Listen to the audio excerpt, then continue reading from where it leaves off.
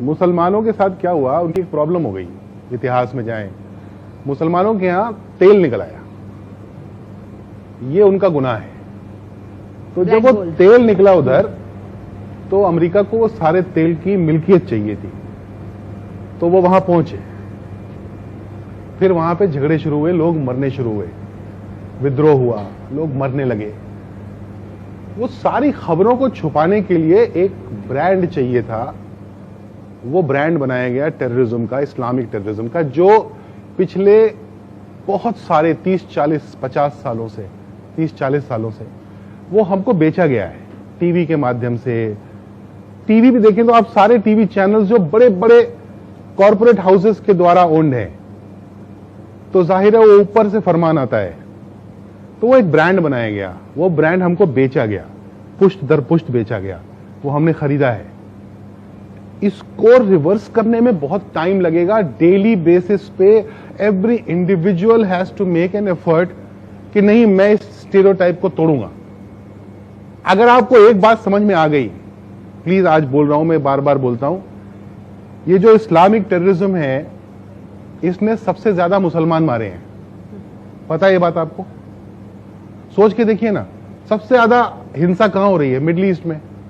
वहां कौन रहता है? मुसलमान रहते हैं।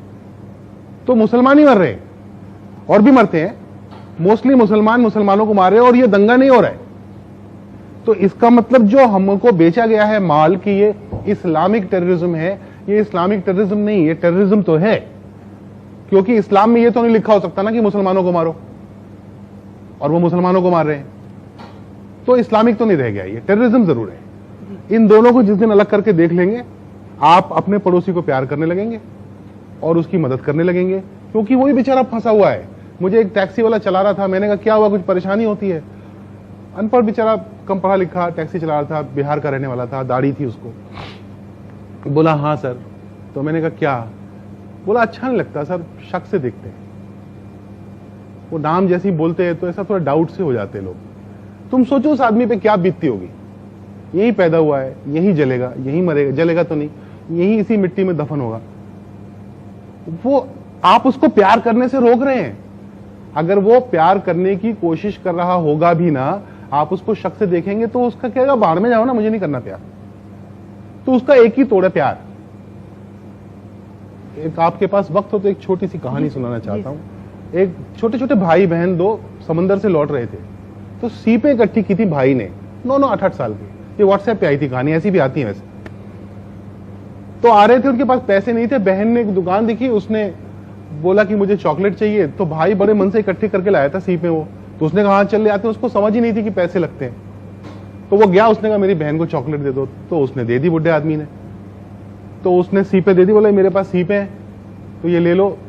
तो उसने उसको पैसे की तरह ट्रीट किया और उसने उसे 6 सीपें निकाल ली और बाकी उसको वापस कर दी।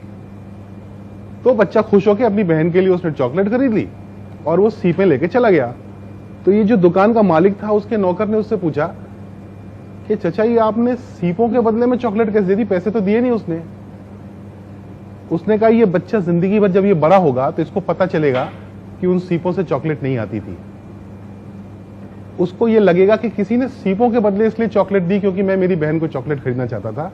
वो गुडनेस में बिलीव करेगा, वो बिलीव करेगा कि मैं एक अच्छे आदमी से मिला था और मुझे भी अच्छा आदमी बनना है। तो अगर हम में से हर आदमी, एक एक आदमी गुडनेस में बिलीव करना शुरू करेगा, it propagates and it will make a difference to the society. So do that. Right.